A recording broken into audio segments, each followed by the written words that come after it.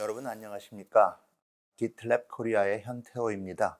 메가존과 같이 주최하는 메가존 GitLab 데이에 참석해 주셔서 대단히 감사합니다.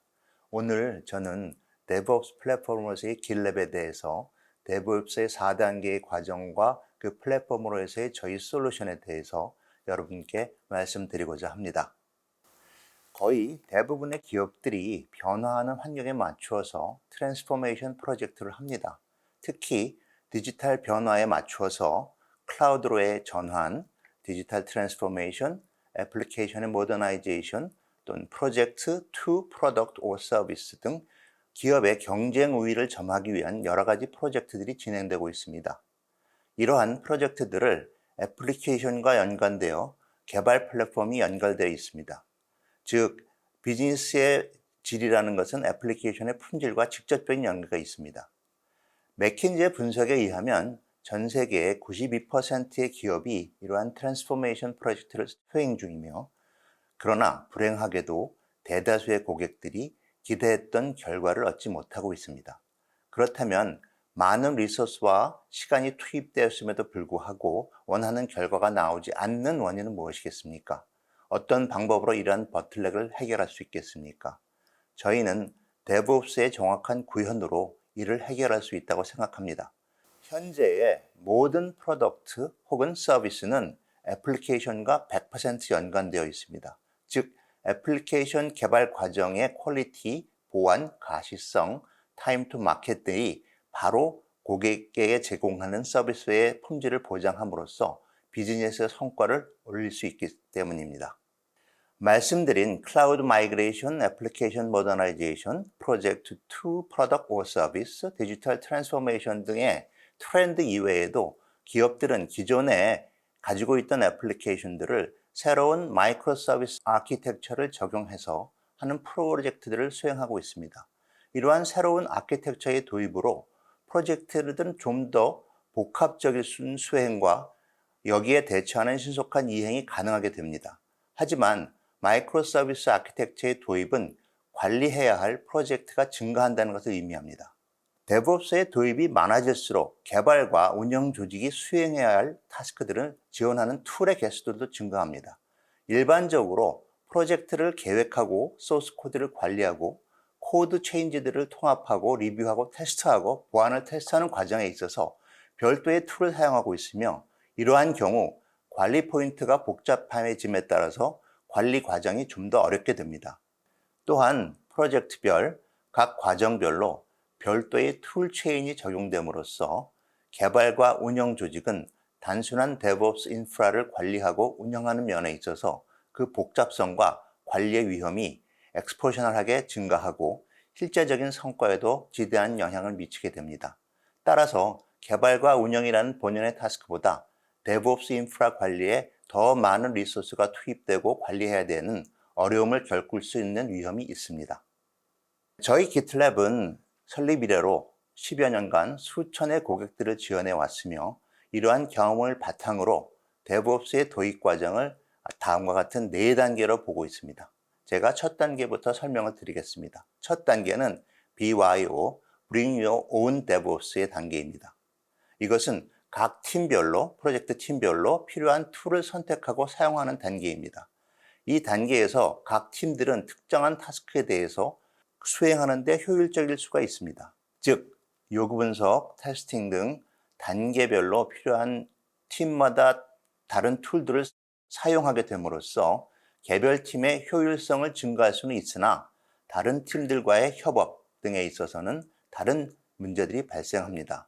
이 단계에서는 다음과 같은 위험성이 있습니다. 첫 번째, 구매 절차가 굉장히 복잡합니다. 각 팀마다 다른 툴을 씀으로써 구매할 때 시간이 다시 걸리고, 사실은 개발하는 본연의 임무보다 구매 절차에 많은 시간을 보낼 수가 있습니다. 두 번째는 툴 간의 호환성과 중복성이 계속 증가됨으로써 중복적인 투자가 이루어질 위험성이 있습니다. 세 번째는 데이터와 프로세스 간의 사일로화가 됨으로써 실제적으로 협업하는 데 많은 어려움이 있게 됩니다. 네 번째로 개발팀 간 혹은 개발팀과 비즈니스의 목표와의 괴리가 생길 수가 있습니다. 다섯 번째로 보안과 컴플라이언스의 일관성이 부재함으로써 추적이 어려워질 수 있습니다. 따라서 이 단계에서는 개별적인 생산성이 향상된 것으로 보일 수 있지만 실제적으로는 비즈니스 밸류를 제공한다든지 투자에 대한 효율성 측면에서 문제가 있습니다. 앞 단계에서의 여러 문제점을 최소화하기 위해서 다음 단계의 변화가 필요합니다. 두 번째 단계는 BIC, Best in Class 단계라고 합니다. 개발 단계별로 가장 우수한 툴들을 사용하는 단계입니다. 즉, 개발 라이프 사이클의 전 과정에 기능별로 표준화된 툴을 사용하는 단계입니다. 이 단계에서는 모든 팀들이 어떤 데이터와 포맷이 사용되는 것을 알기 때문에 협업이 원활하게 되며 트레이닝이 좀 더 일관성 있게 진행됩니다. 또한 라이센스 사용이 효율적이 되기 때문에 불필요한 코스트를 줄일 수도 있습니다. 그러나 개별적으로 선택한 툴들을 인티그레이션 하기 위한 비용과 하나의 툴에 대한 변화가 여러 다른 툴에도 영향을 미칠 수 있는 만큼 유지나 인티그레이션에 드는 비용이 커지게 되며 표준화한 이후의 변화 관리에도 문제점이 많이 발생하게 됩니다. 따라서 거버넌스, 오디트 등의 문제점과 프로세스 간의 단절로 인해 데이터의 손실 또한 사일로적인 운영 같은 문제점이 발생하게 됩니다. 이 단계에서 발생되는 문제점을 최소화하기 위해서 기업들은 다음 단계로 진화합니다. Do it yourself DevOps입니다. 즉, 3단계의 DevOps를 적용하는 과정입니다.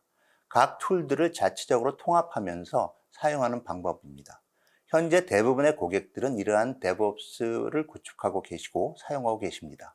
즉, 각 포인트 솔루션들을 통합해서 자체의 DevOps 솔루션을 구축하는 경우입니다. 그러나 각 포인트 솔루션들은 인티그레이션에 대한 고려 없이 개발되어 있었고 실제적으로 통합하기 위해서는 필요한 자원과 비용에 대해서 그 효과는 대단히 미미합니다. 이를 유지하기 위해서 별도의 자원과 비용이 요구되며 개발자들이 본연의 업무 외에도 이 시스템을 유지 관리하기 위한 시간과 노력이 필요합니다. 또한 보안, 컴플라이언스 등 새로운 외부 요구에 적절하게 대응하지 못한다는 약점이 있습니다. 가장 많은 기업들이 도입한 단계이지만 실질적인 효과를 내고 있지는 못하는 이유이기도 합니다. 비용이 많이 들고 실질적인 구현이 늦어지고 에러율이 높고 취약점이 증가합니다. 많은 고객 여러분들도 이 단계의 DevOps를 적용하고 있지만 앞서 드린 여러 문제점들을 경험하셨고 새로운 DevOps의 솔루션을 찾고 계시리라고 생각합니다. 이러한 요구에 맞추기 위해서 세 단계인 DevOps 플랫폼이 나오게 됩니다. 궁극적으로 복잡성과 불필요한 자원과 비용을 줄이고자 하나의 플랫폼으로 전체 DevOps를 구현하는 방법입니다. 이는 과거에 접근했던 DevOps 구현 방법과는 큰 차이가 있습니다. 이런 플랫폼 구축을 위해서 앞선 각 단계에서 발생되는 불필요한 비용, 자원, 시간들을 줄이고 툴 간의 단절, 인티그레이션에서 발생되는 에러율들은 없애고 관리에 필요한 가시성들을 제공해 줌으로써 애플리케이션 개발 전체에 대한 관리성을 보장할 수 있습니다. 소프트웨어 개발, 운영, 보안 및 비즈니스 유지까지 계획 단계, 개발 단계, 보안 측면, 배포, 구현 등의 모든 단계를 하나의 플랫폼으로서 관리하게 됨으로써 애플리케이션들의 품질, 보안, 거버넌스 등의 요구사항을 완벽하게 충족할 수 있도록 합니다. 개발, 운영 과정의 모든 데이터들의 접근이 가능해서 과정의 투명성이 제공됩니다. 무엇이 발생했고 누가 책임이 있는지를 명확하게 파악할 수 있습니다. 두 번째로 불필요한 수작업을 없앰으로써 거기에 필요한 위험을 줄입니다. 세 번째로 모든 과정에 동일한 컴플라이언스와 거버넌스가 적용됩니다. 네 번째, 개발 운영자의 빠른 적응, 즉 같은 트레이닝을 통해서 쉽게 이 시스템에 접근할 수 있습니다. 다섯 번째, 불필요한 인티그레이션이 필요 없습니다. 여섯 번째로 보안과 품질에 대한 테스트가 초기 단계부터 가능함으로써 운영 단계에서 발생돼서 다시 백으로 돌아갈 수 있는 그런 위험 등을 줄입니다. 마지막으로 모든 조직이 하나의 같은 뷰를 가지고 적절한 의사결정이 가능합니다. 이 단계의 DevOps 구현으로 앞서 말씀드린 클라우드 마이그레이션, 디지털 트랜스포메이션, Project to Product or Service, Application Modernization, Microservice Architecture 등 변화하는 환경에 적절하게 대처하는 소프트웨어의 공급이 가능하며 기업의 프로젝트 성공률도 높아집니다. 4단계 DevOps 플랫폼의 도입은 빠르게 진행되고 있습니다. 가트너의 자료에 의하면 2020년까지는 플랫폼의 도입이 초기 단계였습니다. 단 2024년까지는 거의 모든 기업의 60% 이상이 DevOps 플랫폼을 도입, 구축할 것이라고 예측하고 있습니다. 이는 지난 2년과 앞으로 2년 동안 많은 기업들이 DevOps 플랫폼을 도입한다는 것을 의미하고 있습니다. 저희 GitLab은 유일하게 DevOps 플랫폼을 제공합니다. 구체적으로 GitLab의 플랫폼은 단일 애플리케이션으로 동일한 인터페이스를 제공하고 동일한 데이터 스토어를 쓰며 동일한 퍼미션 모델을 가지고 있고 임베디드된 보안 체크 등을 제공함으로써 초기의 위험을 줄일 수가 있습니다. 또한 단일 플랫폼으로 플랜, 개발, 보안, 배포 등을 포함합니다. 따라서 고객들은 모든 팀들이 동일한 플랫폼에서 협업하고 개발 라이프 사이클을 관리하고 동일한 뷰를 제공받음으로써 원하는 품질, 시간, 보안 문제들을 동일한 관점에서 해결하고 불필요한 자원과 비용을 없앨 수 있습니다. DevOps 플랫폼의 도입을 비즈니스 관점에서 본다면 어떠한 의미와 효과가 있을까요? 2020년 포레스트 리서치의 조사에 의하면 GitLab DevOps 플랫폼을 구축한 고객들은 3년 이내에 400% 이상의 ROI를 보여주고 있다고 합니다.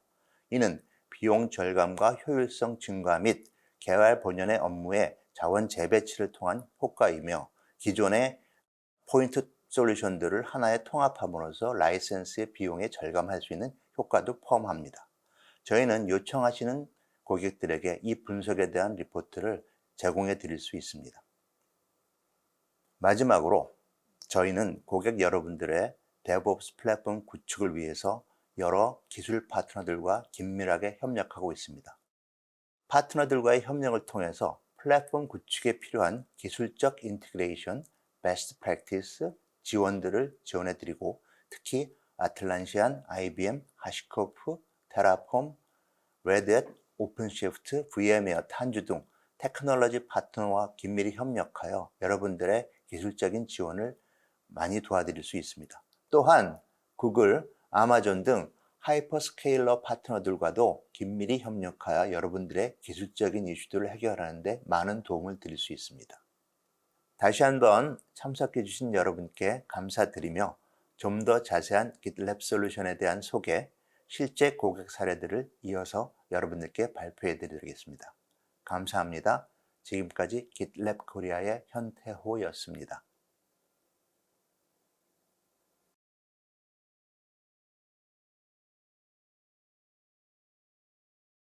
안녕하세요. 저는 깃랩에서 일하고 있는 유인철이라고 합니다. 저는 솔루션 아키텍트로서 일하고 있고요. 오늘은 저희가 DevOps 플랫폼에 대해서 좀 설명을 드리고 있습니다. 그리고 앞에서 저희 현태호 지사님이 저희가 깃랩에서 생각하고 있는 DevOps 플랫폼에 대해서 좀 말씀을 드렸고요.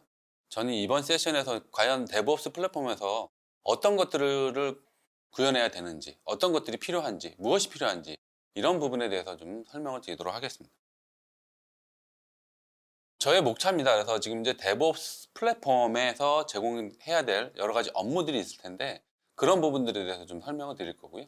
그 다음에 DevOps 엔지니어로서 과연 뭘 해야 되는지 이런 로드맵 같은 것들이 나온 것들이 있습니다. 그런 부분들에 대해서 좀 설명을 드리고 요 자가진단 키트 같은 건데요. 뭐 코로나 PCR 자가진단 키트처럼 현재 여러분 팀에서 DevOps 플랫폼, DevOps가 과연 어떻게 진행되고 있는지 DevSecOps까지도 봐서 어떻게 진행되고 있는지를 스스로 판단할 수 있는 자가 진단할 수 있는 부분들을 설명을 드리고요. 그 다음에 여러 가지 이제 DevOps 관련돼서 중요한 지표들이 있을 수가 있겠습니다. 매트릭이라고 볼 수가 있는데 그런 부분들하고 주요 기능들을 아주 간단하게만 좀 설명을 드리도록 하겠습니다. 그래서 이런 목차로 제가 진행을 할 거고요. 주로 키가 되는 부분들은 DevOps 플랫폼이 지원해야 될 업무 영역이 얼마인지, 어떻게 되는지, 그 다음에 DevOps 엔지니어로서 어떤 그런 스킬이라든지 어떤 능력들을 가지고 있어야 되는지 이런 것들을 기반해서 어느 정도의 어떤 수준을 가지고 있는지를 한번 보는 것들을 주로 이제 설명드리는 영역으로 보시면 되겠습니다. 요건 많이 보셨을 텐데요. DevOps라는 그 영역 자체가 지금 보시는 것처럼 어떤 문제점, 요구사항이라든지 아니면은 고객이 가지고 있는 어떤 어려움들, 이런 것들부터 시작이 되고요. 그거를 통해서 실제적으로 이슈라든지 아니면 요구사항을 정의하고, 그 다음에 개발을 하고, 실제적으로 CI/CD를 돌리면서 작게나마 지금 만들어진 것이 제대로 흘러가고 있는지 이런 것들을 보게 되겠습니다. 그리고 릴리즈를 하고 그 다음에 이제 만들어진 솔루션이 잘 동작하는지 이런 것들도 모니터링 하셔야겠죠. 이런 전체 라이프 사이클을 저희가 DevOps라고 보고 있고요. 중간에 이제 저희가 시큐리티 부분, 어떤 보안에 관련된 부분을 더 추가하게 된다 그러면 그게 이제 DevSecOps라는 또 확장된 개념으로 같이 흘러간다고 보실 수가 있겠습니다. 그래서 DevOps라는 부분은 지금 보시는 것처럼 소프트웨어 처음부터 끝까지를 전체적인 영역을 다 이제 얘기를 하고 있고요. 좀 더 확장을 해서 이제 어떤 요구사항이나 이런 부분들까지도 다 포함하는 거로 보실 수가 있겠습니다. 그러면 이제 저희가 이제 DevOps 플랫폼은 과연 어느 정도까지 업무 범위를 포함하고 있는지 한번 보도록 하겠습니다. 그래서 이거는 뭐 저의 개인적인 어떤 의견 내지는 개인적인 생각이라고 보셔도 되고요. 일부 많은 이제 어떤 강연이라든지 전문가들도 이런 형태로 해서 저희가 DevOps 플랫폼은 이런 업무들이 포함되어야 된다, 이렇게 보고 있습니다.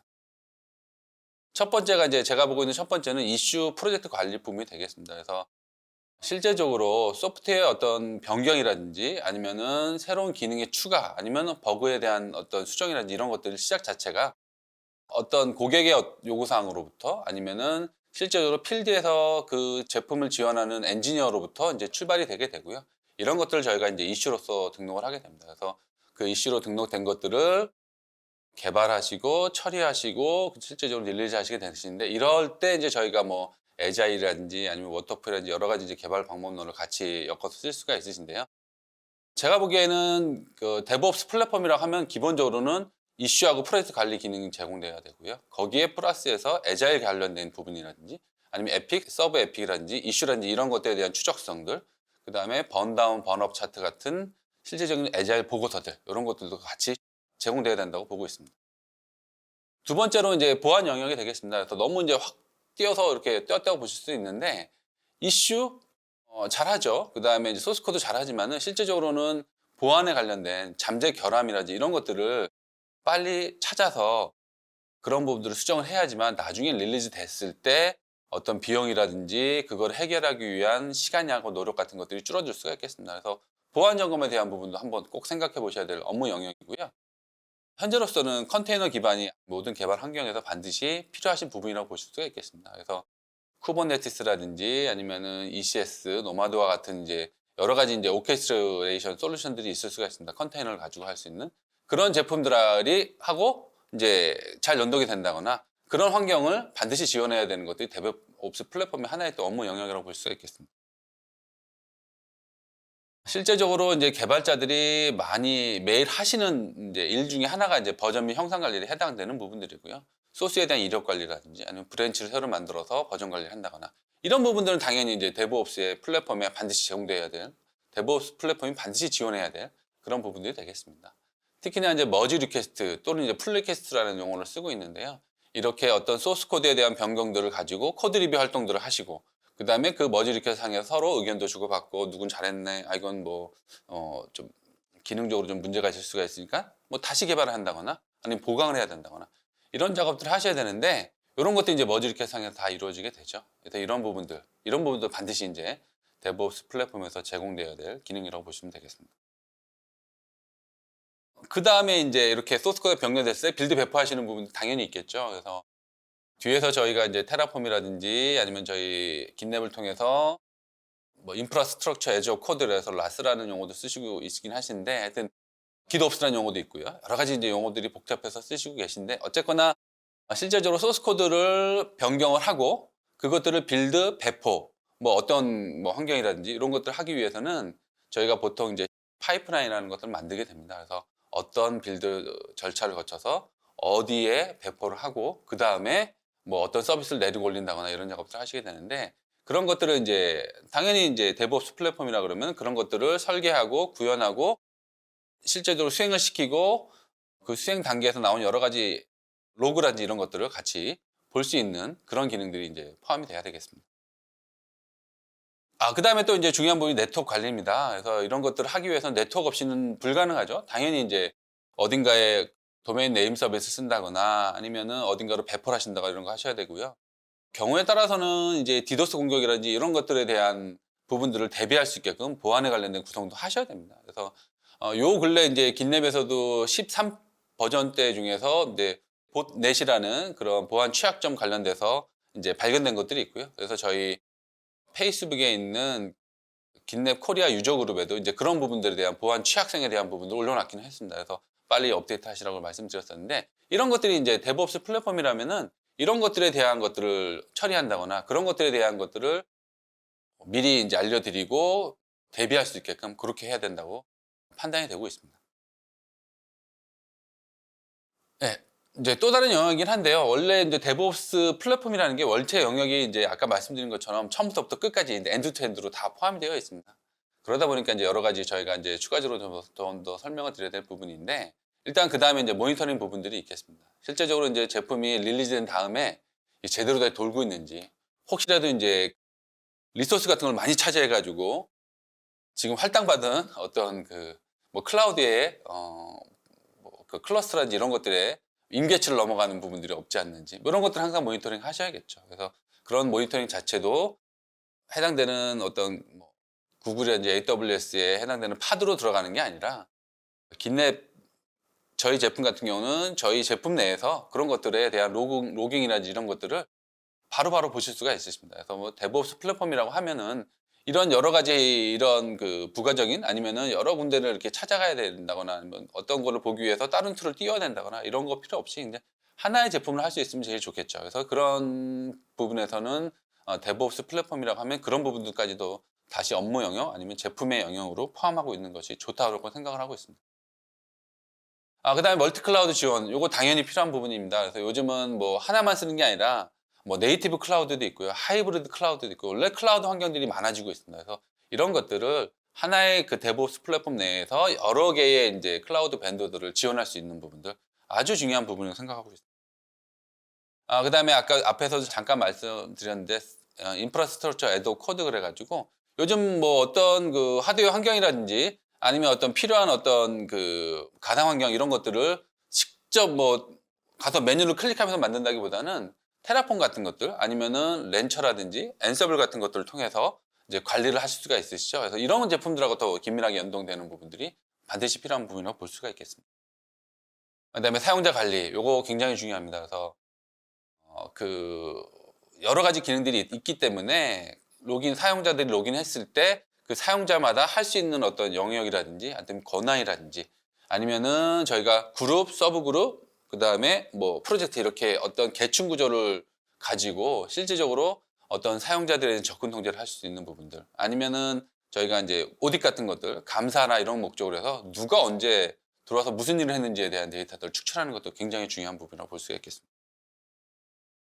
데브옵스 플랫폼에서 반드시 제공돼야 되는 부분들이고요. 그 다음에 실제적으로 이렇게 해서 이제 저희가 제품을 릴리즈 했을 때 그거에 따라서 어느 뭐 환경에서 어떤 버전이 돌고 있는지 그 다음에 저희 운영 환경이라든지 이렇게 배포가 됐는데 그 운영 환경에서 어떤 서비스의 장애라든지 이런 것도 없이 잘 운영되고 있는지 그 다음에 이런 그 새로운 어떤 제품이라든지 아니면 어떤 새로운 버전들이 나왔을 때 그런 것들을 릴리즈를 좀 쉽게 할 수 있는 것들 이런 것들이 반드시 필요하고요. 이런 모든 기능들이 데브옵스 플랫폼이라는 하나의 큰 테두리 내에서 제공돼야 된다고 보고 있습니다. 네, 다음으로 저희가 데브옵스 엔지니어의 역할 내지는 엔지니어는 뭐가 필요한지 한번 부분을 보도록 하겠습니다. 그래서 데브옵스 플랫폼은 좋은데 엔지니어가 이제 그걸 못 쫓아간다 그러면 정말 난감한 상황이 되겠죠. 그래서 지금 보시는 것처럼 그 데브옵스 엔지니어의 로드맵 상에서는 아셔야 될 것들, 하셔야 될 것도 굉장히 많습니다. 그래서 물론 언어적인 부분들도 있으시고요.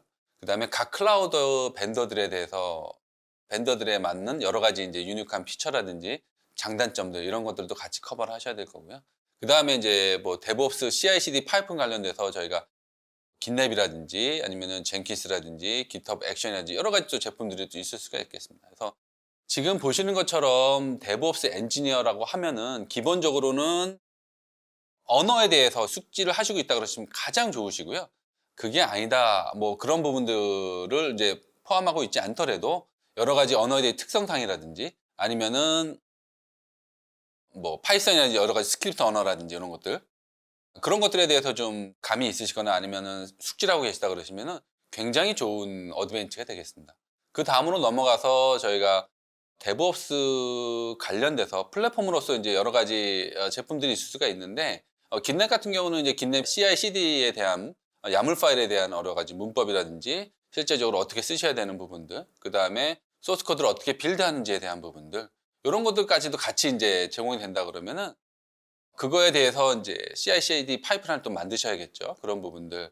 그 다음에 이제 그 뒤로 넘어가신다 그러시면 이제 인프라스트럭처 애도 코드 아까 말씀드린 것처럼 테라폼이라든지 앤서블이라든지 렌처라든지 뭐 이런 것들의 제품에 대한 기능들까지 같이 알고 있다 그러시면 실제적으로 소프트웨어가 개발이 되고 난 다음에 빌드하시고 그 다음에 원하는 그 배포 환경으로 배포를 하시면서 어떠한 절차들 아니면 어떤 그 뭐 베리어블 변수 같은 설정이라든지 이런 것들도 필요하시게 되겠죠.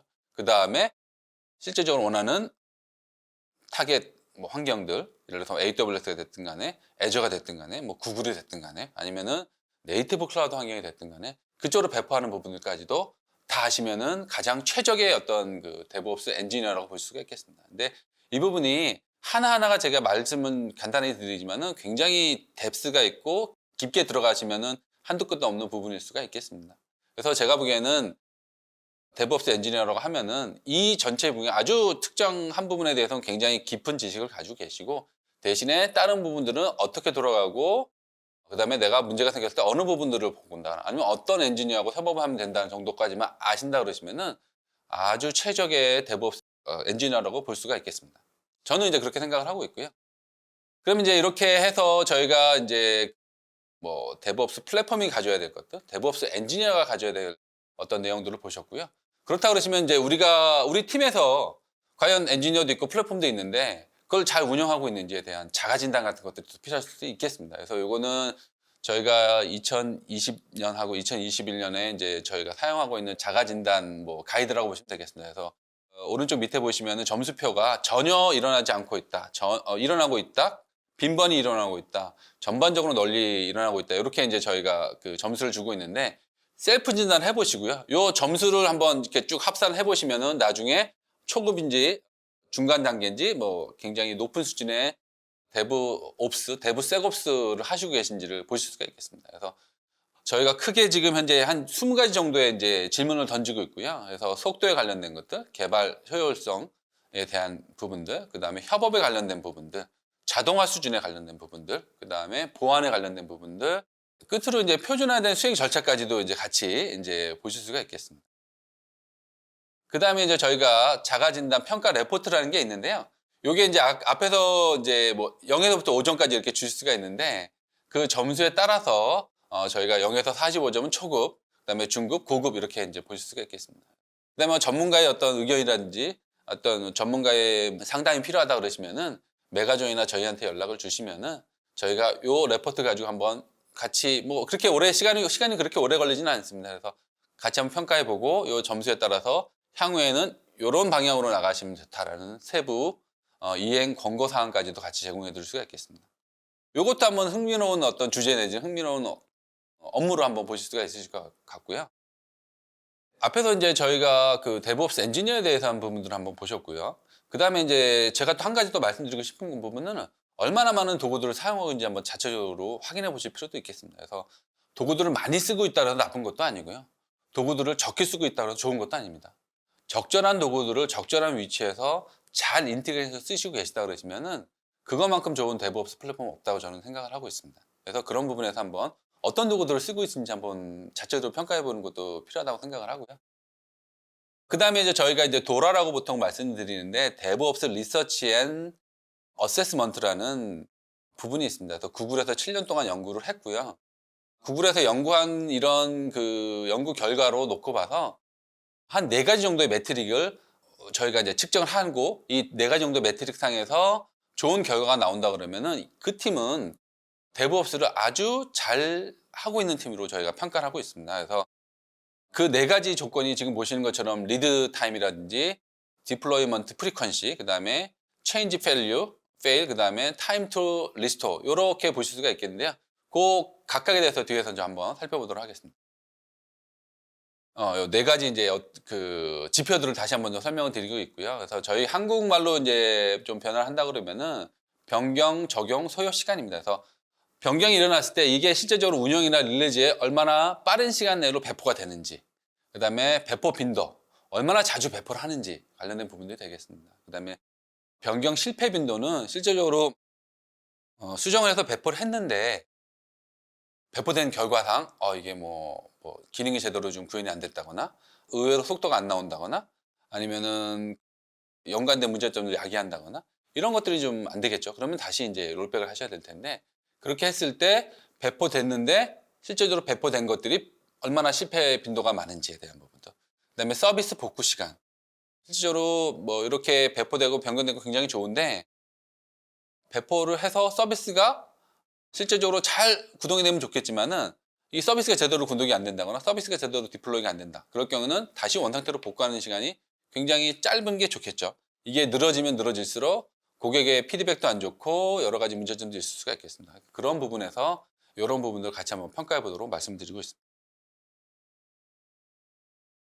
네, 다음으로 저희가 이제 리드 타임을 좀 더 자세히 본다 그러면은 리드 타임이라는 거는 실질적으로 이제 개발 과정에서 병목 현상이 어디에서 발생하는지 좀 식별한다고 보시면 되겠습니다. 그래서 그 다음에 사용자가 중점적으로 점검해야 될 항목에 맞게끔 최적화해서 쓸 수가 있으신데요. 그러니까 이런 부분들은 실질적으로 어디에서 이제 뭐 이렇게 바틀렉이 걸렸다거나 어디에서 좀 문제가 돼서 넘어가지 못한다거나 이런 것들을 좀 측정할 수가 있으신 거죠.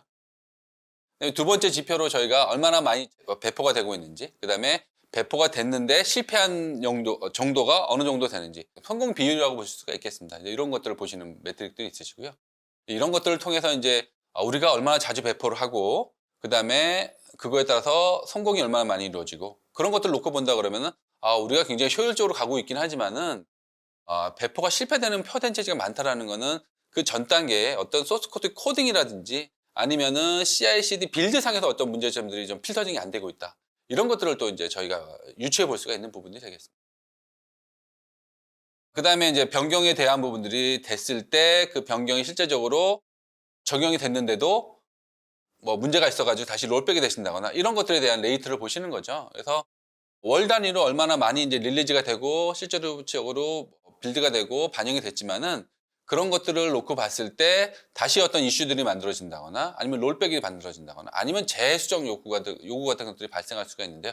그런 것들에 대한 레이트를 많이 보시게 된다 그러면은 우리가 얼마나 변경에 대해서 적용이 되고 다시 재작업이고 이런 것들에 대한 비율들, 재작업, 반복 작업 이런 것들이 이제 실질적으로는 어떤 코스트라든지 비용에 대한 부분들 이런 부분들을 이제 많이 이제 상승시키는 요소이기 때문에 재작업을 줄이는 것들이 굉장히 중요합니다. 그래서 요 지금 현재 보시는 것처럼 change failure rate를 저희가 줄이는 거는 재작업을 줄이는 것들이고요. 그런 것들을 얼마만큼 줄일 수 있는지 그런 것들에 대한 레포트를 보시는 것들이 또 중요한 부분이 되겠습니다. 네, 다음으로는 서비스 복구 시간에 대한 부분인데요. 현재로서는 저희가 뭐 레포트나 이런 걸 별도로 제공해 드리지는 않고 있습니다. 대신에 이제 저희가 내부적으로 그 인시던트 매니지먼트라든지 인시던트 티켓 시스템 같은 것들, 서비스 데스크 같은 기능들이 있거든요. 그래서 그런 것들을 같이 쓰시게 된다 그러면은 여러 가지 얼럿 주시는 그런 그 외부 그 제품들 이런 것들하고 연동을 하셔가지고 서비스에 대해서 복구가 적절히 이루어졌는지 이런 것들을 체크할 수 있는 기능들 같은 걸 넣으실 수가 있겠습니다. 그 다음에 저희가 긴랩에서는 이러한 지표 이외에 추가적으로 또 다양한 지표들을 제공하고 있습니다. 그래서 그 지표 하나하나를 제가 다 설명드리지는 못할 것 같고 대신에 어떤 것들이 이제 키에 대한 부분만 좀 설명을 드리고 그 다음에 저희 이제 긴랩에서 이제 데브옵스 플랫폼으로서 어떤 제품들, 어떤 기능들이 이제 지금 현재 구현되어 있는지 한번 같이 보도록 하겠습니다. 첫 번째가 이제 좀 익스큐티브 인사이트라 그래서 좀 그 임원 뭐 수준에서 볼 수 있는 뷰들이라고 보시면 되겠는데요. 지금 보시는 것처럼 저희가 데브옵스 스코어라 그래가지고 저희 자체적으로 지금 프로젝트별로 얼마나 잘 진행되고 있는지에 대한 부분들을 이제 인덱스하고 이제 뭐 여러 가지 이제 점수들을 매겨서 스코어를 드리고 있습니다. 그래서 이거는 이슈 관리가 잘 되고 있는지 아니면은 CI/CD가 잘 되고 있는지 머지 티켓가 생성되고 종료되는 시간들을 종합해 봐서 잘 굴러가고 있는지 이런 것들에 대한 부분들을 보는 뷰가 있으시고요.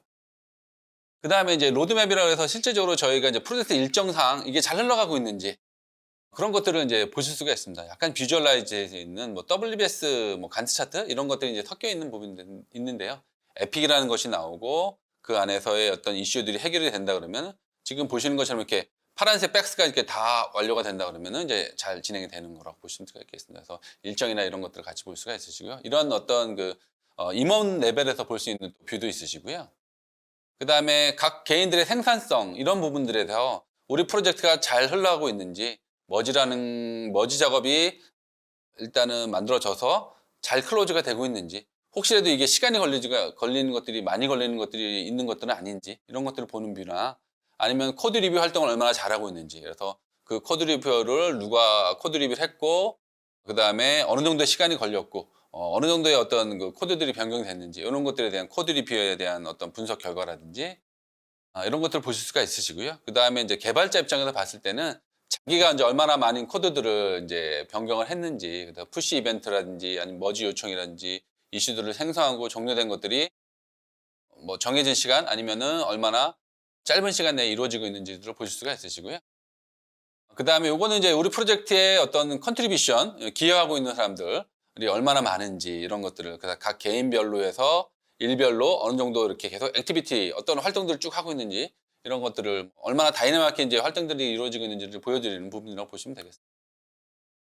그 다음에 요 레파지토리 상에서 봤을 때는 우리 레파지토리의 어떤 파일들의 확장자, 이런 거를 놓고 봤을 때 어떤 언어들을 많이 사용하고 있는지들도 보실 수가 있으시고요. 그 다음에 각 개발자들이 주별로, 월별로, 일별로 했을 때 어느 시간대에 많이 이제 어느 요일에 많이 커밋들을 하는지 그런 것들에 대한 것들을 또 분포를 보실 수가 있겠습니다. 그래서 한마디로 이제 우리 개발자들이 얼마나 잘 어느 시간대에 가장 집중해서 많이 일을 하고 있는지 그런 것도 보실 수 있는 뭐 레포트라고 보실 수가 있겠죠.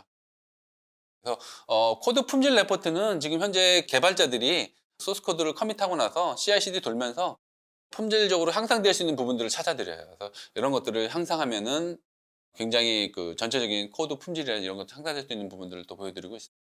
이런 레포트들도 있으시고요. 뭐 운영적인 측면에서는 지금 어느 운영 환경에 어디에 얼마만큼 배포가 돼서 운영되고 있는지 이런 것들에 대한 부분들 그다음에 그 운영 환경에 지금 소스 코드가 어떤 게 커밋됐는지 아니면 CI/CD가 뭐가 돌고 있는지 이런 것들도 보실 수 있는 부분들도 있으시고요. 그다음에 배포 환경별로 봤을 때 어느 환경에 어떤 소스가 어떻게 배포가 돼서 지금 잘 운영되고 있는지 아니면은 뭐 혹시나 어떤 CI/CD 상 어떤 것들이 뭐 이렇게 블로킹이 돼 있다거나 뭐 이런 것들이 있는지를 또 보실 수도 있겠습니다. 이것도 이제 비슷한 영역이라고 보실 수가 있으시고요. 그다음에 이제 어떤 보안적인 측면에서 봤을 때는 우리 소스 코드를 분석했을 때 또 정적 분석이라든지 아니면 동적 분석 아니면 컨테이너 스캐닝 같은 것들을 했을 때 잠재계랑 발견된 것들이 얼마나 있는지에 대한 부분들을 보여주고요. 그것들을 심각도별로 이렇게 또 나눠서 보여드리고 있습니다. 그다음에 지금 현재 저희가 오픈 소스들 이제 이것도 굉장히 중요한 부분이죠. 그래서 오픈 소스들을 어떤 것들을 쓰고 있는지 이런 것들에 대한 부분들도 여기 이 장표, 이 다음 장표에서 같이 이제 또 보여드리고 있고요. 특히나 이 장표에서 보시면은 지금 우리 프로젝트에 쓰고 있는 오픈 소스들이 어떤 것들, 뭐 MIT 라이센스라든지 아니면 아파치라든지 여러 가지 이제 라이센스 컴플라이언스들이 있을 수가 있는데 그런 것들을 어떤 걸 쓰고 있는지를 또 보여드리고 있습니다. 요건 이제 디펜던시 그래서 어떤 의존성 관계들을 추적해 봤을 때 보안 취약한 라이브러리 같은 거 쓰고 있는 것들이 있다면 그런 것들도 같이 또 보여드리고 있고요. 이런 부분들까지 이제 저희가 같이 제공해서 추가적으로 제공되는 부분들이 있습니다. 그래서 데브옵스 플랫폼으로서의 어떤 기능들도 있지만은 그것들을 실제로 사용하면서 나올 수 있는 여러 가지 이제 그런 지표라든지 아니면 보고서라든지 이런 것들도 같이 보시게 된다 그러면은 나중에라도 그런 것들을 가지고 저희가 개선점이라든지 이런 것들을 찾을 수가 있으시겠습니다. 그래서 저희가 이제 끝으로 이제 긴랩에서 이제 데브옵스 플랫폼으로서의 긴랩에서 제공되는 기능들을 한번 좀 살펴보고 마무리 짓도록 하겠습니다. 네, 긴랩에서는 도구들에 대해서 여러 가지 이제 부분들을 보고 있는데 이 통합이라든지 이런 부분들도 보고 있습니다. 그래서 지금 보시는 것처럼 이제 여러 가지 제품들이 굉장히 좋은 제품들이 있죠. 근데 그 제품들을 서로 연동을 하셔야 되고 그다음에 통합을 또 하셔야 되고 그다음에 필요하신 데이터들은 각각 제품별로 있다 보니까 그걸 또 추출하셔가지고 또 하나의 뷰를 또 만드셔야 되고 여러 가지 이제 이런 부분들을 다 커버하신다 그러시면은 이게 또 굉장히 또 생산성을 저하시킨다거나 아니면은 많은 시간을 또 투자할 수가 있겠습니다. 그래서 데브옵스 플랫폼이라고 하면은 이런 부분들을 하나의 제품 내지는 좀 더 쉽게 아니면 뭐 어떤 작업들을 하시기에 어떤 데이터를 추출하고 싶으실 때 하나의 데이터 소스에서 좀 더 빠르게 이제 추출하시는 것들을 굉장히 필요한 부분이라고 볼 수가 있겠죠. 그래서 그런 부분들에 저희가 좀 중점을 맞추고 있고요. 그런 부분에서 이제 그 긴랩의 이제 데브옵스 전체 라이프 사이클을 지원하는 하나의 데브옵스 플랫폼으로서의 역할을 한다고 보면은 지금 이런 부분들을 당연히 제공해 드리고 있습니다. 첫 번째가 이제 유저 인터페이스, 단일화된 유저 인터페이스가 되겠습니다. 그래서 어떤 기능을 쓰든 간에 그래서 뭐 저희가 소스 코드를 변경하는 뭐 버전 관리를 하든 간에 아니면 이슈를 관리한다거나 아니면은 CI/CD 파이프를 만든다거나 이렇게 했더라도 어차피 하나의 UI 내에서 하나의 화면 내에서 메뉴만 좀 이동할 뿐이지 다른 제품으로 넘어가면서 로그인을 다시 하신다거나 아니면은 그 URL 또 다른 거 바꿔가시면서 작업을 하신다거나 이렇게 하실 필요가 없으시다는 거죠. 그리고 어차피 저희가 데이터 모델, 그 다음에 퍼미션, 어떤 권한 관리에 대한 부분들 이런 것들도 이제 어차피 저희 제품에서 하나의 제품이기 때문에 한 번의 로그인으로 UI도 동일된 UI에서 여러 가지 기능들을 쓰시면서 그 권한 관리도 하실 수 있는 부분들이 또 되겠습니다. 그리고 아까 말씀드린 것처럼 멀티 클라우드, 하이브리드 클라우드 아니면 네이티브 클라우드 이런 다양한 형태의 그런 클라우드 환경들하고 연동하셔야 되는데 저희는 저희 제품 내에서 쿠버네티스 클러스터를 뭐 AWS 쓰시든 EKS 쓰시든 아니면은 애저에 있는 AKS 쓰시든 어떤 걸 쓰시든 간에 하나의 제품 내에서 다 쓸 수가 있으십니다. 그런 부분들 좀 장점이 있으신 부분들이죠. 그 다음에 저희가 보시는 것처럼 저희가 그 대체할 수 있는 여러 가지 포인트 솔루션들이 있는데 긴랩에서는 그런 기능들을 하나의 제품으로 다 가지고 있습니다. 그렇기 때문에 저희가 데브옵스 플랫폼이라고 말씀을 드리는 거고요. 데브옵스 플랫폼으로서 이슈 관리서부터 시작해서 소스코드 변경하고 CI/CD하고 중간에 보안 관련된 체크하고 배포하고 모니터링하는 부분까지도 하나의 제품으로 다 할 수 있기 때문에 단일 인터페이스를 통해서 여러 가지 원하는 기능들을 다 쓰실 수가 있겠습니다. 그동안 저희가 이제 그 10가지 영역들을 말씀드릴 수가 있겠습니다. 그래서 데브옵스 플랫폼이라고 하면은 제가 앞에서 여러 가지 뭐 네트워크 아니면 쿠버네티스 여러 가지를 말씀드렸지만은 긴랩에서의 데브옵스 플랫폼은 지금 보시는 것처럼 제일 처음에 매니지부터 시작해서 플랜, 크리에이트, 베리파이 해서 끝에 프로텍션까지 이런 영역을 저희가 10가지 정도의 카테고리화 시켰고요. 각 영역별로 이렇게 제품들의 기능들을 나열했습니다. 좀 작게 보일 수도 있는데 하트 표시가 있는 것들도 있고 이렇게 검은색 점이 이제 다 바뀐 거, 다 채워진 것도 있고 반만 채워진 것들도 있는데 이런 기능들을 놓고 봤을 때 성숙도라고 볼 수가 있겠습니다. 그래서 뭐 하트 표시된 것들은 고객분들도 계속 만족하시면서 쓰시고 있는 것들이고요. 대신에 이제 4분의 1만 채워진 것들은 지금 시작하는 기능들이 되겠습니다. 그래서 데브옵스 플랫폼으로서 필요한 기능들을 저희가 계속 채워나가고 있다는 것들을 설명드리는 부분이라고 보시면 되고요. 2023년, 2024년 계속적으로 저희가 모든 기능들이 다 하트가 될 수 있도록 그렇게 이제 나가고 있습니다. 그다음에 요 끝으로 이제 그 제품 에디션에 대해서만 간단히 설명드리도록 하겠습니다. 그래서 저희가 크게 이제 CE 에디션하고 이제 엔터프라이즈 에디션이 있고요. CE 에디션은 프리 기능입니다. 그래서 누구나 다 쓸 수가 있으시고요. 그다음에 엔터프라이즈 에디션은 프리 기능을 포함하고 있고 그 중에 프리미엄, 얼티메이트 이 두 가지가 이제 엔터프라이즈 에디션이 있으시고요. 그 각각에 대한 기능들은 뒤에서 한번 좀 더 자세히 설명드리도록 하겠습니다. 그리고 10년 동안 저희가 2011년도부터 시작해서 지금이 딱 10년이 되고 있는데요. 10년 동안 제품에 대한 기능이라든지 이런 것들이 기하급수적으로 이렇게 발전을 하고 있습니다. 그래서 제일 처음에 아주 소스 코드 관리나 이슈 관리부터 시작을 했고요. 그 다음에 CI/CD 2015년이 되면서 CI/CD가 합쳐진 하나의 이제 제품으로 이렇게 그 만들어지기 시작했습니다. 그리고 이후로 보안이라든지 아니면 여러 가지 클라우드 환경을 지원할 수 있게끔 이제 추가가 되는 부분들이 있으시고요. 그래서 이렇게 긴 여정을 하고 있고요. 긴랩 제품 자체는 지금 2011년부터 지금까지 싱글 솔루션으로서 하나의 어떤 그 UI를 통해서 모든 기능들 다 쓰실 수 있게끔 그렇게 진화해 오고 있다고 보시면 되고요. 그 다음에 이제 에디션별로 좀 차이점만 말씀을 드리면은 지금 현재 저희가 프리 에디션이 있고 프리미엄하고 얼티메이트 에디션이 있습니다. 그래서 뭐 프리 에디션은 이제 공짜로 쓰실 수 있는 부분들이고요. 그다음에 프리미엄서부터는 긴랩에서의 기술 지원도 해드리고 그다음에 필요하시면 업그레이드 할 때 지원도 해드리고 전담 엔지니어가 할당돼서 뭐 문제점이 있으시면 그런 것 같이 지원해 드리고 있습니다. 그래서 이렇게 에디션별로 차이가 있다는 부분들을 설명을 드리고요. 요런 부분들에 대해서 좀 더 상세한 거라든지 아니면 좀 더 디테일한 어떤 그 설명을 듣고 싶다 그러시면은 저희 메가전 쪽으로 연락을 주신다거나 해 주시면 저희가 한번 찾아뵙고서 좀 더 상세한 내용들하고 좀 더 디테일한 데모를 같이 보여드리는 세션을 갖도록 하겠습니다. 여기까지 저희 세션을 진행하도록 하겠습니다. 시간 내주셔서 감사하고요. 저희가 앞에서부터 제가 저희 그 데브옵스 플랫폼이라는 부분이 어떤 건지에 대한 부분부터 시작해서 실제적으로 데브옵스 플랫폼으로서 제공돼야 될 기능들, 그다음에 데브옵스 엔지니어로서 해야 될 어떤 역할이나 기능이라든지 아니면은 여러 가지 이제 스킬들에 대한 부분들을 설명을 드렸고요. 그다음에 자가 진단도 하고 실제적으로 그 데브옵스 플랫폼으로서 제공돼야 될 여러 가지 어떤 그 지표들 아니면 보고서들 그런 부분들까지 설명을 좀 드렸습니다. 그래서 그런 것들 기반해서 긴랩이라는 회사는 어디까지 지원을 하고 있고 어느 기능들이 뭐 에디션별로 제공되는지 부분까지 좀 설명을 드렸고요. 그래서 혹시라도 추가적으로 어떤 데모라든지 아니면 시연이라든지 아니면은 뭐 그 설명 시간을 더 원하신다 그러시면은 실제 찾아뵙고서 한번 설명드리는 시간을 가졌으면 좋겠습니다.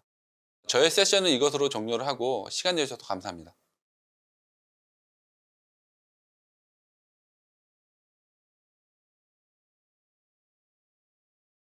안녕하세요. 금일 발표를 진행하게 될 메가존 클라우드 SA 이동입니다. 오늘의 발표 주제는 긴랩 CI/CD 테라폼 고객 사례입니다. 오늘 발표하게 될 주제들은 다음과 같습니다. 첫 번째로는 긴랩 CI란 어떤 것인지, 왜 쓰게 되는지에 대해 이제 간단히 설명을 해드릴 거고요. 왜 긴랩 CI와 테라폼을 사용하게 되었는지, 선택에 대한 이유와 사용하게 된 방법들에 대해 이제 설명을 드릴 겁니다. 긴랩 CI/CD를 사용을 하기 위해서는 준비 과정이 필요하니 그것에 대해 이제 설명을 드릴 거고요. 저희가 이제 고객사 혹은 저희 내부적으로 사용하고 있는 사용 사례들에 대해 말씀드리도록 하겠습니다. 첫 번째로 긴랩 CI란 무엇인가에 대해 간단히 설명을 드리겠습니다. 긴랩 CI가 이제 들어오기 전에 왜 긴랩 CI를 사용을 하게 되었는지, 이 CI/CD의 필요성에 대해 먼저 이제 설명을 드릴게요. 첫 번째는 이제 분업과 협업이 필요해졌어요. 사업 규모가 커지고 프로젝트가 방대해지면서 분업과 협업이 반드시 사용을 해야 되는 필수가 되었습니다. 하나의 프로젝트에 여러 명으로 구성된 팀이 작업을 하게 되고 담당자가 소스 코드를 정기적으로 Git, SVN 같은 형상 관리 시스템에 커밋을 하게 됩니다. 소스 코드를 이제 수동으로 통합 후 개발 테스트를 진행을 해요. 이럴 경우 이제 품질 관리도 되어 있지 않고 잘못된 소스 코드에 대해서도 이제 모두 장애가 발생을 하게 되죠. 문제가 된 코드를 수정, 반복 테스트 작업 등을 통해 문제를 해결하게 됩니다. 이 과정 중에 이제 반복을 지속적으로 하게 되고 업무 담당자의 리소스는 아주 많이 낭비가 되게 됩니다.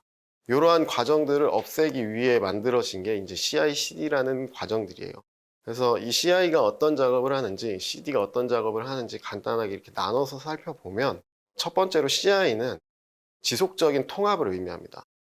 팀의 구성원들이 작업한 내용들을 언제나 커밋하고 푸시하는 등의 작업을 하면 CI 작업은 그 내용들을 반영을 해서 자동으로 빌드 과정들을 자동화를 해서 구성을 하게끔 됩니다. 아까 말씀드렸던 이제 업무 담당자들의 반복적인 업무들을 이 CI 과정을 통해서 줄이게 되는 거죠. 그 다음으로는 이제 CD인데요. 지속적인 제공 혹은 배포를 의미합니다. 이 두 가지 의미가 있는데 앞서 진행한 CI 과정 다음 단계입니다. CI에서 만들어진 빌드 결과물들 이런 것들을 어떤 특정 서비스에 이제 배포를 하거나 아니면 어딘가에 이렇게 전달을 해주는 역할을 합니다. 그래서 지속적으로 이제 업로드 혹은 배포를 하게 되는 것이죠. 이것도 업무 담당자들이 리소스를 낭비하지 않고 자동으로 하게 되니 여러 가지 효율적인 문제 해결 방법이 됩니다. 그래서 수동 프로세스로 인한 운영팀의 리소스 과부하 문제도 해결이 되게 되죠. 그래서 전체 파이프라인 구성을 한번 살펴보면 개발자 혹은 사용자가 코드를 작성을 하고 커밋을 하고 그 다음에 빌드를 하는 과정을 거치게 됩니다. 화면상에 보시면 CI 파이프라인에서 빌드, 유닛 테스트, 인티그레이션 테스트 등이 있는데 이런 과정들을 개발자나 사용자가 코드를 커밋하는 단계만 거치게 되면 자동으로 진행을 할 수 있게 됩니다. 또한 이제 이 뒤에 있는 CD 파이프라인은 앞서 말씀드렸던 것처럼 지속적인 배포를 통해 저희가 사용할 수 있는 가용 리소스를 조금 더 많이 사용할 수 있게끔 만들어주는 역할을 하게 되는 거죠. 즉, 반복적인 업무들을 모두 이 CI/CD를 통해 해결을 할 수 있다는 장점이 있습니다. 그래서 반드시 CI/CD를 사용을 해야 하고 저희는 이제 GitLab CI를 사용을 합니다. 그리고 왜 GitLab CI와 테라폼을 사용해야 하는지 이제 설명을 드리도록 하겠습니다. 저희 메가존 클라우드 CTC 센터에서는 AWS Azure, GCP 등 솔루션즈 아키텍트 인원이 굉장히 많이 늘어났지만 그 이상으로 담당해야 하는 프로젝트의 숫자가 굉장히 많이 늘어났습니다. 손으로 작업하기에는 비슷하지만 조금씩 다른 반복적인 인프라 구성 작업을 많이 해야 해서 물리적인 시간 낭비가 굉장히 많았습니다. 이제 이에 대한 고민을 굉장히 많이 하고 논의도 많이 했습니다. 여러 가지 고민을 했지만 당장 우리가 제일 잘하는 것에 집중해서 시작한 게 GitLab CI와 테라폼을 통해 반복적인 작업을 최대한 줄여보자였습니다. 최종적으로는 화면의 아키텍처와 같이 멀티 클라우드의 배포가 가능하고 팀별로 작업이 가능한 IAC 기반 표준을 잡고 사용을 해야 합니다. 작업에 필요한 모든 내용은 코드를 통해 작업하고 해당 코드를 읽고 사용할 줄 안다면 해당 코드를 통해서 어떻게 구성이 되어 있는지 직관적으로 알아볼 수 있게 됩니다.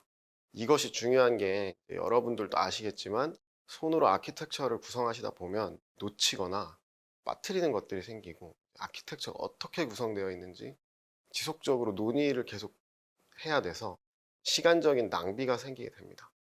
이러한 낭비되는 시간을 줄일 수 있게 되죠. GitLab과 테라폼을 통해 사용하면서 얻은 장점들은 다음과 같습니다. 여러 프로젝트를 코드 기반으로 관리하기 때문에 담당자가 바뀌어도 코드를 사용할 줄 안다면 큰 문제 없이 담당자를 교체해서 작업을 할 수 있게 됩니다. 표준 모듈을 사용해서 비슷한 클라우드 인프라를 손쉽게 구성이 가능해졌고요. 해시코프에서 제공하는 테라폼 표준 모듈을 활용했기 때문에 테라폼 모듈 자체의 유지 보수, 업데이트 또한 해시코프의 공식 레파지토리를 사용해서 큰 리소스 소모 없이 인프라를 구성을 할 수 있게 됐습니다. 다른 장점으로는 이제 프로젝트의 모든 구성 내역이 GitLab에서 확인할 수 있으며 버전 관리 또한 가능하기 때문에 어떤 변경점이 있는지 버전별로 체크가 가능합니다. 마지막으로 저희가 이제 업무 특성상 POC를 진행하고 인프라 전체를 삭제하고 하는 경우도 굉장히 잦습니다. 그래서 테스트용으로 AWS 환경을 수시로 만들고 제거를 하는데요.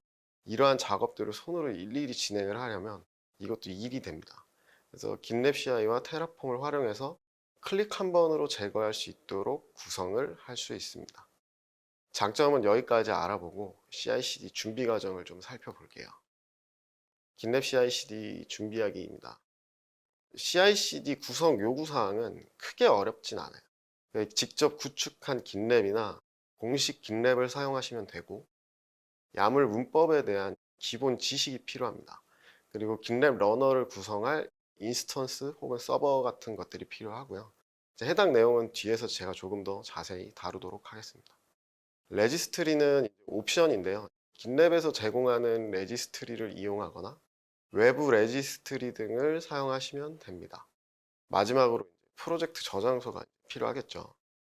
다음으로 이제 GitLab 러너에 대해 조금 더 자세히 살펴보도록 하겠습니다. GitLab 러너와 GitLab은 다릅니다. 그래서 GitLab 러너는 인스턴스에 에이전트를 설치를 하고 구성을 해야 돼요. 일반적으로 GitLab이 구성되어 있는 인스턴스에는 러너 구성을 권장하지 않습니다. 러너가 동작할 때 CPU와 메모리를 사용하게 되는데 운영 중인 GitLab에 부하를 줄 수 있기 때문입니다. 그래서 GitLab 인스턴스에는 러너를 같이 구성하지 않는 게 일반적입니다. 또한 러너를 사용량에 따라 컨피그를 수정해서 이제 사용할 수 있고요. 쉐어드, 그룹, 스페시픽의 세 가지 러너로 구성을 할 수가 있습니다. 다음으로 이제 러너의 동작 과정을 살펴보시죠. 일반적으로 개발자는 코드를 개발하고 깃랩에 푸시를 하게 됩니다. 깃랩에서는 변경된 소스 부분을 확인을 하고요. 깃랩 CI 야물에 작성된 내용을 기반으로 깃랩 러너의 트리거를 발생을 해요. 러너는 깃랩 CI 야물에 작성된 내용을 바탕으로 작업을 진행을 하게 됩니다. 인스톨, 디펜던시, 테스트 잡, 이런 다양한 작업들을 진행하게 됩니다. 깃랩 러너를 이렇게 등록을 하시게 되면 다음과 같은 화면을 보실 수가 있는데요. 러너는 관리자만 등록이 가능하고 쉐어드, 그룹, 스페시픽 러너 이렇게 세 가지 종류가 등록이 가능합니다. 러너 등록 페이지에서는 URL과 토큰 정보를 제공을 합니다. 이 정보를 바탕으로 깃랩 러너를 직접 구성을 하시게 되죠. 러너를 구성할 때 마지막으로 태그를 등록을 하는데요.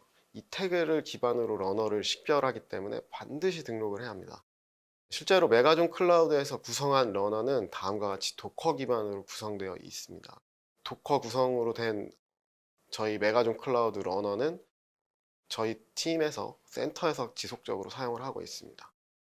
이렇게 등록된 러너는 관리자 페이지에서 이렇게 확인을 하실 수가 있어요. 하단에 파란색 동그라미 있는 부분이 러너의 태그 부분이고요. 깃랩 CI 야물에서 해당 태그를 식별을 해서 러너를 선택해서 동작을 하게 돼요. 그래서 반드시 태그 등록을 해주셔야 합니다. 다음으로 이제 깃랩 CI 야물에 대해 이제 간단히 설명을 드릴게요. 깃랩 CI 야물 파일은 프로젝트의 최상위 폴더에 있어야 이제 동작을 하게 돼요. 깃랩 CI 야물은 러너의 작업 정의서와 아주 비슷한 개념이고 깃랩 레파지토리에 저장되기 때문에 깃랩 CI 야물 파일은 버전 컨트롤이 가능해집니다. 또한 하나의 단일 소스에 대해서 브랜치를 여러 개를 이용해 여러 개의 빌드 또한 가능해지고요. CI를 구성할 때 이제 빌드, 테스트, 리뷰, 디플로이 등의 여러 개의 스테이지와 여러 개의 잡으로 이제 구성되거든요. 프로젝트를 저장소에 소스를 푸시하게 되면 깃랩 CI 야물의 트리거가 발생하고 깃랩 러너의 작업 지시를 하게 됩니다. 깃랩 CI 동작 과정과 깃랩 러너에 대해 간단히 살펴봤는데요. 이해가 잘 되셨길 바랍니다. 다음으로는 메가존 클라우드에서 깃랩과 깃랩 CI 테라폼을 사용하는 사례들에 대해 말씀을 드리겠습니다. 첫 번째 사례입니다. 저희는 업무 특성상 고객사에 교육을 진행해야 할 경우가 굉장히 많습니다. 그래서 워크숍 자료를 매번 PPT로 만들거나 문서로 작성해서 작업하다 보니 센터 내에서 자료 활용도 어렵고 다른 어떤 분이 어떤 자료를 가지고 계신지도 파악하기가 어렵습니다. 여러 사람이 동일한 자료를 준비를 하는 등의 시간 낭비도 심했고요. 고객사에 워크숍을 제공할 페이지를 직접 구성을 하고 CI/CD를 통해서 이제 반복적인 작업들은 리소스 낭비를 최대한 줄이게끔 구성을 했습니다. 한 사람이 워크숍 자료를 만들면 다른 SA 인력도 해당 자료를 기반으로 다른 고객사에 이제 워크숍을 진행할 수 있게 됩니다. 아키텍처를 살펴보면 AWS 서비스로 전체 구성을 진행했고요. 살펴볼 내용은 이제 사용자의 커밋 이후 깃랩에서는 러너를 트리거를 하게 됩니다. 워크숍 문서를 웹페이지로 구성하게 빌드하고 빌드된 작업물을 컨테이너 레지스트리에 이제 푸시하게 됩니다. 마지막으로 S3에 배포를 하게 되는데요. 정적 웹호스팅과 클라우드 프론트 캐싱을 이용해서 서비스하게 됩니다. 이 작업을 통해서 저희가 여러모로 작업 공수가 많이 줄었습니다. CI/CD 파이프라인을 간단하게 살펴보면 빌드와 배포로 이렇게 구성이 되어 있는 걸 확인하실 수가 있습니다. 배포된 결과물이거든요. 여기 이제 배포된 내용을 살펴보면 저희가 제공하는 특정 DNS로 접속을 할 경우 화면과 같이 워크숍 자료들을 확인할 수 있습니다. 인터넷이 되는 곳이라면 어디든지 교육 자료로 활용할 수 있게 되는 장점도 있고 한번 만들어둔 자료를 기반으로 다른 SA 인원들이 재활용이 가능하다는 장점도 있습니다. 다음으로는 이제 두 번째 사례입니다. 고객 사례 중에 하나인데요. 요구사항 중 하나가 고객사의 AWS 인프라가 지속적으로 변경이 될 가능성이 있었고요. 그리고 인프라가 지속적으로 변경될 경우 수작업으로 진행하기엔 리소스 낭비가 너무 심할 것으로 예상을 했습니다. 그래서 IAC 기반으로 구성하는 것을 고민을 했고요. 운영 레벨까지 사용할 수 있게 구성하고 간편하게 사용할 수 있게 하자는 고민 사항들이 있었습니다. 그래서 IAC 기반은 긴랩과 테라폼을 활용해서 구성하기로 했고, 지속적인 인프라의 변경은 긴랩 CI와 테라폼을 통해 반영하기로 했습니다. 운영 레벨에 사용하려면 스테이트 파일 관리를 해줘야 하고요. 긴랩에서도 스테이트 파일을 관리할 수가 있습니다. 마지막으로 클릭 한 번으로 배폼이 삭제하기가 가능하게끔 구성을 진행을 했습니다. 업무 특성상 이제 저희가 고객사에 인프라를 제공하기 전에 메가존 클라우드에서 SA 인원들에게 제공해주는 AWS 계정이 있습니다. 이 계정들로 이제 저희가 사전 테스트를 진행하는데요. 이런 것들도 구성 및 삭제가 간편할수록 리소스 낭비가 줄어드는 효과가 있습니다. 그래서 이렇게 구성을 하게 되었습니다. 파이프라인은 다음과 같이 구성을 했습니다. 메인 브랜치는 5개의 스테이지와 잡이 구성되게 되고, 그 외의 작업 브랜치들은 배포할 수 없게 긴랩 CI 야물 파일에 구성을 별도로 해두었습니다. 즉 메인 브랜치만 배포가 가능하고요. 그 외 나머지 브랜치들은 배포가 되지 않습니다. 화면상에 보시면 체크가 되어 있는 동그라미 5개와 2개를 보실 수가 있는데요. 요거는 메인 브랜치에서는 5개의 모든 배포를 다 진행을 하게 되고요. 서브 브랜치에서는 2개의 배포만 진행을 하게 됩니다. 프로덕션에 이제 배포를 하게 될 경우 특정 브랜치에서만 프로덕션에 배포가 가능하게끔 구성이 되어 있고, 메인 브랜치로 보통은 일반적으로 구성을 하게 됩니다. 원클릭 배포가 가능해야 했는데요. 고객사에서 요구하는 건 무조건 자동 배포가 아니라 우리가 손으로 눌러서 눈으로 보고 구성을 하고 싶다고 말씀을 주셔서 그렇게 구성을 했습니다. 마찬가지로 삭제하는 것도 저희는 필요하니 원클릭으로 제거를 할 수 있게끔 구성을 다 해두었습니다. 파이프라인을 처음에 보시면 테라폼에 관련된 내용들이 여기에서도 들어가게 되는데요. 첫 번째 단계는 이닛이라는 단계입니다. AWS에 인프라를 배포하기 전에 필요한 모듈들을 세팅하고 구성하는 단계입니다. 조금 자세히 살펴보면 긴랩에서 제공하는 테라폼의 이미지를 바탕으로 구성을 하게 되고요. 테라폼 모듈을 통해 재사용이 가능하게끔 구성을 했습니다. 이 코드를 지속적으로 다른 프로젝트에서도 활용을 할 수 있게끔 모든 게 다 구성이 되어 있는 상태고요. 그래서 이 이닛 단계를 지나면 마지막에는 지금 화면에서 보시는 것처럼 모든 모듈들을 다운로드를 받고 사용을 할 수 있게끔 러너가 구성을 하게 됩니다. 컨테이너 환경이기 때문에 컨테이너 하나하나의 작업마다 다 캐시 상태로 진행이 되게 됩니다. 밸리데이트를 하게 되는데요. 문법 체크가 있습니다. 테라폼으로 구성되어 있는 모든 내용들에 대해서 이제 문법 체크를 하게 되는데요. 문법 체크가 틀릴 경우 오류가 나고 파이프라인은 진행이 되지 않게끔 구성이 되어 있습니다. 실제로 내용을 살펴보시면 긴랩과 테라폼이 제공하는 이미지를 바탕으로 밸리데이트를 하게 됩니다. 실제로 긴랩 레파지토리에 올라가 있는 소스들을 밸리데이트를 통해서 검증을 하게 됩니다. 화면에서 보시는 것처럼 모든 검증이 끝나면 다음 단계로 이제 파이프라인이 넘어가게 됩니다. 세 번째로는 이제 빌드라고 적혀 있지만 사실상 저 부분이 테라폼으로 따지면 플랜입니다. 긴랩에서 CI 부분에서는 빌드라고 가정을 하고 제가 작성을 해두었고요. 테라폼은 실제로는 플랜이라는 작업 동작을 하게 되는데요.